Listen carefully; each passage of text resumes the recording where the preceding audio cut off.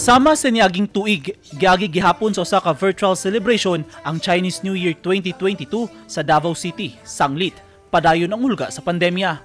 Sa gipagawas nga mensahe ni Davao City Mayor Sara Duterte Carpio niadtong Enero 28 sa Davao City Chinatown Development Council, makigduyog ang lokal nga panggamhanan sa syudad sa pagsaulog sa Chinese New Year sa tibok Filipino-Chinese community sa nasud, ingon man sa Chinese communities sa tibuok kalibutan. Gihatagan usab og bili sa Davao City ang maayong relasyon ngadto sa China. Gani, makita atubangan sa Davao City Hall ang duha kadagkong tiger mascots nga gidunar sa Chinese Consulate General sa syudad isip pagsaulog sa Chinese New Year kuyog ang local Chinese community ug mga Davaoenyo.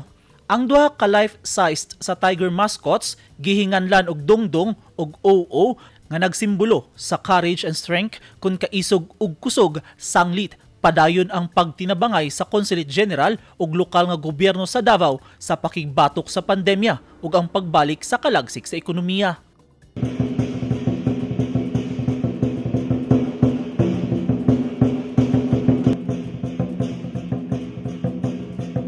Sa virtual nga selebrasyon sa Chinese New Year karong adlaw Pebrero 1, dunay giandam nga mga lion dance nga usa ka tradisyon sa mga Incheck nga gituhang magdala og swerte hilabi na karong bag-ong tuig nga Year of the Water Tiger.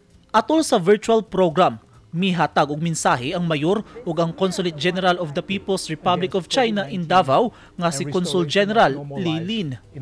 The city government of Davao joins the entire Filipino-Chinese community in the country and all the Chinese communities around the globe in the celebration of the 2022 Chinese New Year. Davao City has long greatly valued its relationship with the People's Republic of China.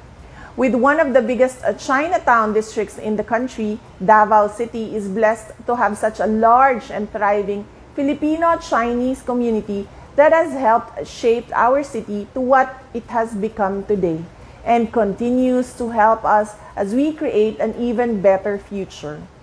Now that we are currently facing the challenges of the COVID-19 pandemic, we continue to extend our gratitude to the Chinese community for your unwavering support to our response and recovery efforts during this time. Let us all continue to build a stronger community through our commitment towards development as we face the challenges of the pandemic. This year of the Water Tiger, let us be brave and resolute as the tiger, yet calm and adaptable as water. As we forge ahead and strengthen our respective communities, I enjoin everyone to welcome the new year with hope for a safer and more prosperous future for all.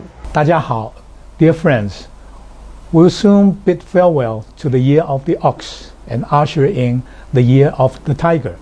As tiger symbolizes courage and strength, we expect that the peoples of our two countries will continue to join hands to fight the pandemic and overcome all challenges with more power and bravery, and achieve an early victory against COVID-19 and restoration of normal life in the year of the tiger.